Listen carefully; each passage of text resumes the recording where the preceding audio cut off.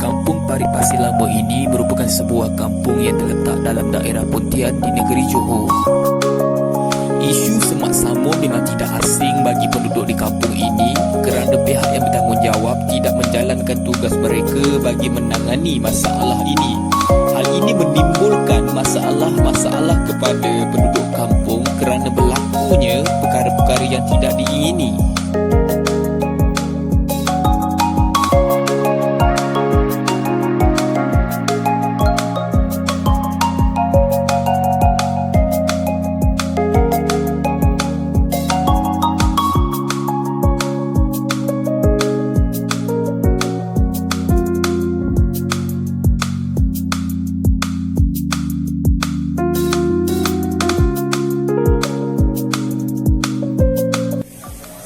Assalamualaikum, saya Kalisa, penduduk asal Kampung Parit Pasir Lama ni. Kita nak cerita pasal semak samun lah. Banyak masalah ni pasal semak samun ni. Antaranya banyak binatang liar masuk rumah, macam ular ke babi ke apa ke. Memang banyak lah kat kampung ni. Lagi pasal kejadian tu, pasal pecah rumah. Empat lah saya cerita. Sebab semak samun ni gitu lah, memang banyak. Lagi yang paling penting lah pasal memang kalau banyak semak kita tak dapat jalan. Nanti jadi accident. Itulah. So sekali saya cakap pihak bertanggungjawab lah kena ambil tindakan macam kata kampung buat gotong royong ke, upah orang ke. Kalau buat gotong royong lagi bagus lah, nanti dapat eratkan hubungan dengan penduduk kampung. Itu je lah saya nak cakap. Terima kasih. Okey dah. Ya Allah, besarnya. Apa besar ni, Mak? Astagfirullahalazim.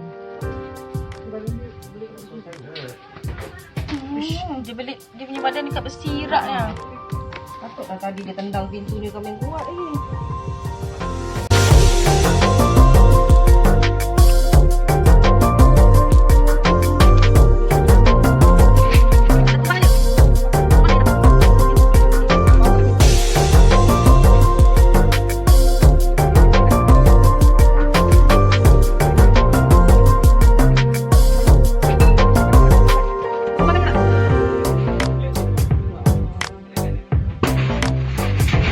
Terima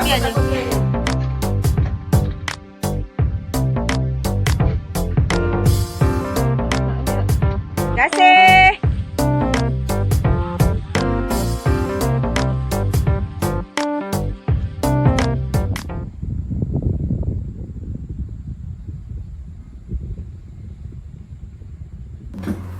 Serendah, sebuah kawasan di pinggir kota yang berada di kawasan yang rendah dan dikelilingi Bukit Bukau.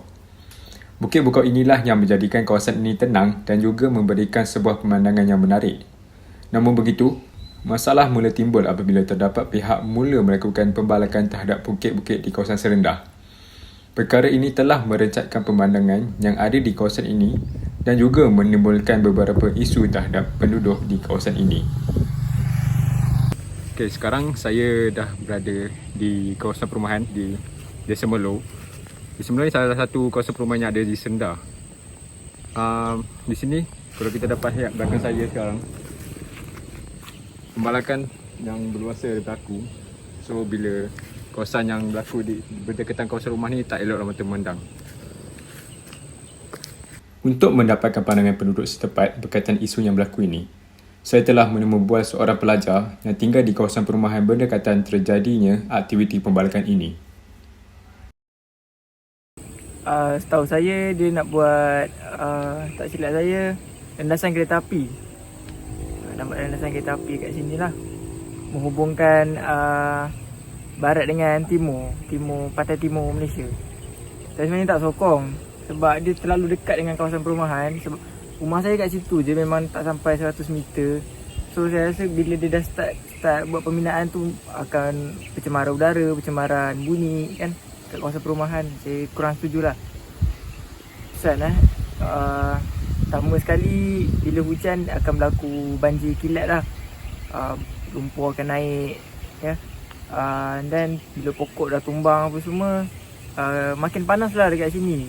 Sebelum ni bila hujan apa kabus pagi-pagi kan, sekarang dah tak ada laut, dah tak ada pokok kat sini. Dia makin panas lah. Bagi mendapatkan pendapat dari perspektif undang-undang, saya telah menemubual seorang pelajar daripada jurusan undang-undang bagi mengetahui lebih lanjut lagi apakah kesan dan akibat berlakunya pembalakan ini. Okey, soalan pertama. Apa pandangan anda tentang pembalakan yang ada pembalakan bukit-bukit yang kat Serendah ni? Yang ada kat Serendah ni? Pada pandangan saya, pembalakan dekat Bukit Serendah ni semakin membingungkan sebab setiap hari kalau kita tengok kesan-kesan pembalakan tu semakin jelas kita boleh lihat di mana bukit-bukit dibersihkan sehingga menampakkan tanah saja. Bagi saya, Bukit Serendah ni merupakan satu kawasan yang sangat kecil. Oleh itu, pembalakan bukit sangat memberikan kesan kepada penduduk dan juga alam sekitar kita. Pada pandangan anda, wajar tak pembalakan ni diteruskan untuk terus berleluasa di kawasan bukit-bukit, di kawasan Serendah ni, tetapi untuk tujuan pertanian? Bagi saya, pertanian ni sebenarnya membantu ekonomi kita sebenarnya. Macam kita lihat selepas pasca COVID ni, pertanian adalah salah satu sumber utama ekonomi kita untuk duit masuk ke dalam negara dan juga menjadi sumber pendapatan kepada penduduk-penduduk lah. Tetapi pada pendapat saya, pertanian ni mestilah selari dengan undang-undang, di mana kalau kita nak melakukan pertanian ataupun perkara-perkara yang berkaitan dengan hutan, kita mestilah mendapatkan lesen atau permit daripada pihak berkuasa. Di Malaysia, kita ada perhutanan di mana peta ini dikhususkan untuk menjaga menjaga hutan kita daripada aktiviti yang tidak bertanggungjawabnya lah. Di mana kalau seseorang itu berniat untuk melakukan aktiviti tanaman dan menggunakan hutan, mereka perlulah mendapatkan lesen atau permit daripada pihak berkuasa supaya pihak berkuasa dapat memantau aktiviti itu agar tidak membahayakan ataupun memberi kesan kepada habitat haiwan-haiwan di sekeliling hutan itu. Aktiviti pembalakan bukanlah sesuatu perbuatan yang salah, tetapi yang menjadi kesalahan ialah pembalakan tanpa kawalan sehingga menjejaskan alam sekitar. Diharap pada masa akan datang, masyarakat akan membuka mata untuk menjaga dan mempertahankan alam semula jadi di kawasan persekitaran supaya dapat melindungi daripada terjadinya isu pembalakan yang berleluasa ini. Assalamualaikum warahmatullahi wabarakatuh. Nama saya Aiman Ali Najib Binawi. Untuk episod kali ini, kita akan bincang pasal isu pembuangan sampah yang agak keraplah dekat kawasan ni. Tapi saya bukanlah penduduk setempat dekat Serdang ni. So saya akan interview beberapa orang untuk tanya perspektif mereka terhadap isu sampah yang ada dekat kawasan ni. Alright, okay. Jom, untuk tak buang masa, kita terus pergi ke interview mereka lah. Alright.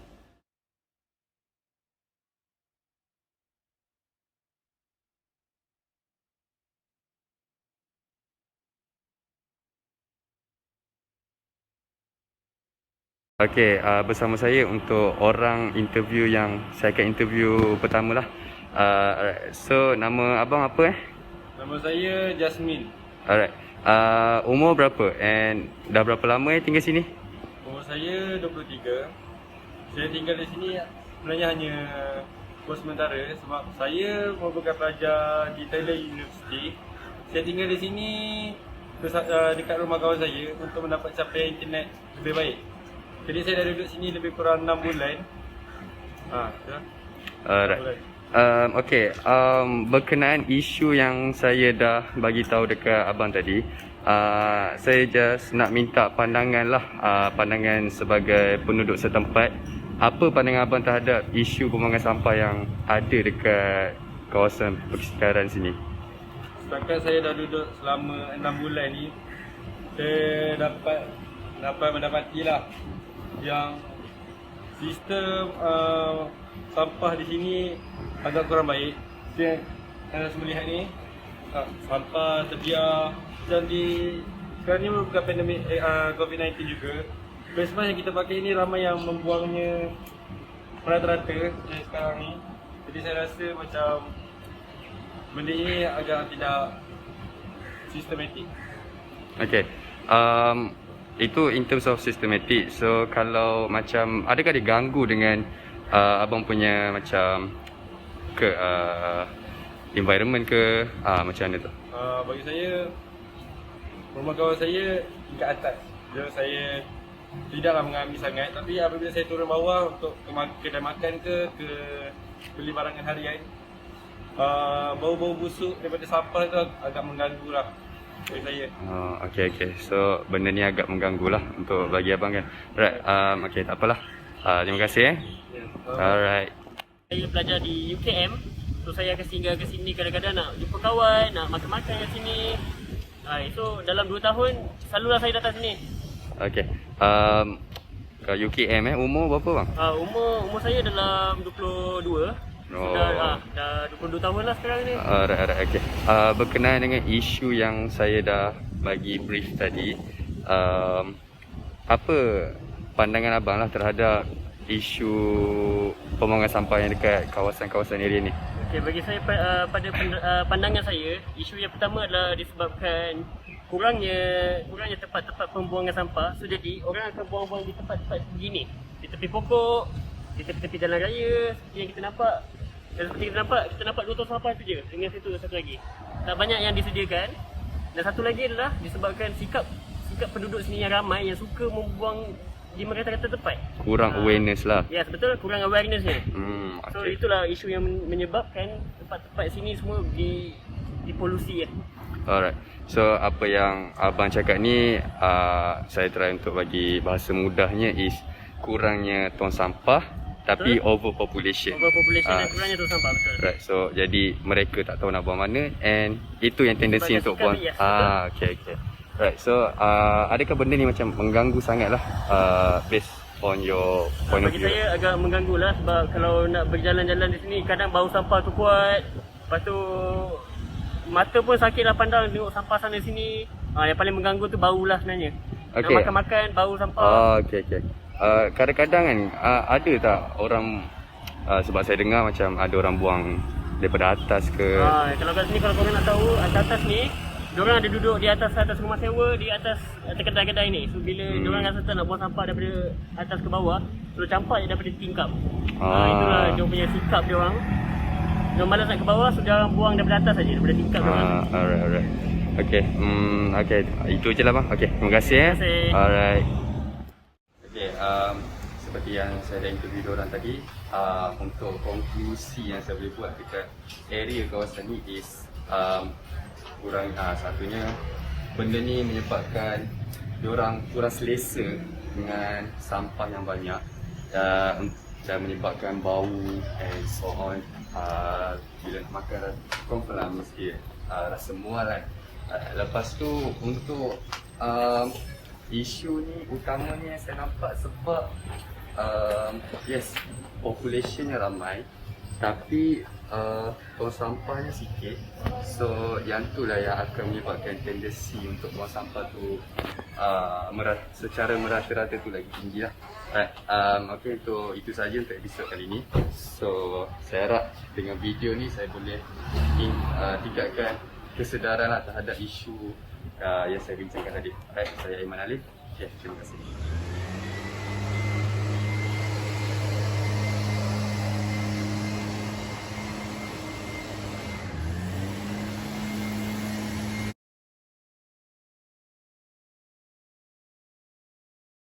Hai, nama saya Hazim.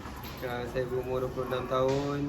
Saya bekerja di Mid Valley dan saya dah duduk kat rumah ni untuk 6 bulan. Sini kita pakai trash chute atau sistem. Diorang ada sediakan satu bilik sampah lah dekat setiap level. So sampah tu akan jatuh dekat level paling bawah. Tempat dia lah yang kena buka dan letak sampah tu, dan dia orang akan jatuh. Oh tak, saya tak kita sini. Saya buang di sini. Walaupun saya tak guna, tapi saya rasa dia perlu diselenggarakan lah. Saya kena letak tonggol untuk dia lebih selamat sebab sekarang dia orang hanya pakai jaring je untuk tahan sampah tu. Jadi saya rasa kat situ tak bersih. Mungkin kena ada sediakan tong untuk sampah tu boleh berada di satu tempat. Tong kita semula yang tidak diselenggara dan digunakan dengan baik boleh menyebabkan pelbagai kecelakaan. Sebagai contoh, kaca yang pecah di sekitar tong kita semula mungkin boleh mencederakan penduduk dan binatang seperti kucing dan anjing. Seperti yang disebutkan oleh penduduk flat Sri Lempah di dalam temuran masa sebentar tadi, mungkin tong plastik yang kukuh boleh disediakan di dalam dawai besi yang disediakan agar bahan kita semula tidak bersepah dan lebih terurus. Sebagai pengguna, kita juga harus memainkan peranan dan dengan menggunakan tong kitar semula dengan betul. Penggunaan tong kitar semula yang baik bermula dengan cara mengitar semula dengan betul. Barangan yang ingin dikitar semula perlu dibersihkan terlebih dahulu dan dikeringkan sebelum dikitar semula. Hal ini untuk memastikan ianya tidak berkulat dan menyebabkan kedatangan serangga perosak yang tidak diingini. Seterusnya, mengasingkan setiap bahan kitar semula mengikut kategori. Ini bagi memastikan bahan-bahan seperti kertas tidak bercampur dengan bahan-bahan kitar semula yang lain seperti bateri yang boleh menyebabkan kebakaran. Penutup tin dan bahan-bahan tajam yang lain juga perlu diasingkan agar ianya tidak menyebabkan kecederaan kepada pegawai pengurusan sampah. Sekian sahaja untuk episod kali ini. Bersama-samalah kita menguruskan sampah kita dengan baik dan memelihara bumi kita. Terima kasih.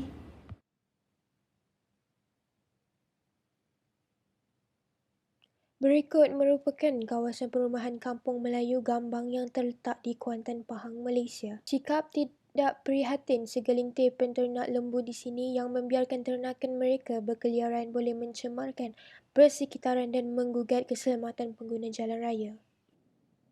Memandangkan lembu yang dilepaskan berkeliaran, jalan kampung itu menghala ke mana-mana kawasan turut dicemari najis lembu. Bau busuk dengan persekitaran kotor dan menjijikkan terpaksa dilalui kira-kira 500 penduduk di Kampung Melayu di sini sejak lebih 2 tahun lalu. Keadaan yang menjejaskan kehidupan seharian penduduk itu tidak diendahkan penternak walaupun mereka sudah sedia maklum tentang perkara ini. Saya memang menetap di kawasan ini. Saya sewa. Saya student daripada UMP, Universiti Malaysia Pahang. Ini jalan yang saya akan selalu guna, yang akan selalu lalu untuk pergi ke kelas, untuk ke kedai makan.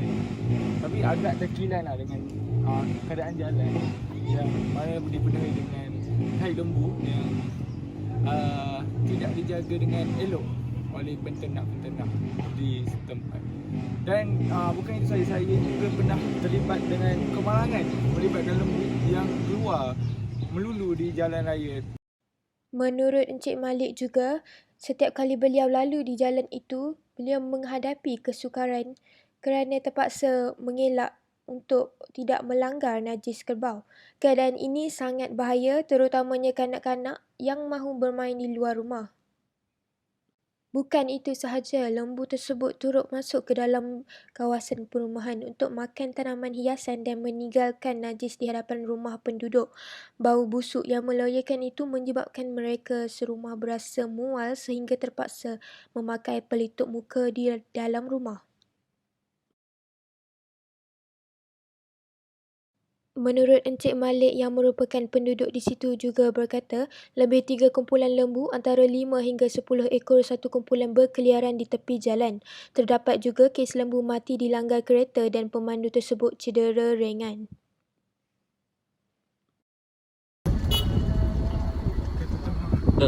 Ya, kalau lembu. Terdapat banyak aduan oleh penduduk di kawasan itu tetapi seolah tidak dihiraukan. Katanya pelbagai aduan telah disalurkan kepada pihak bertanggungjawab namun tiada tindakan sewajarnya diambil bagi mengatasi masalah itu.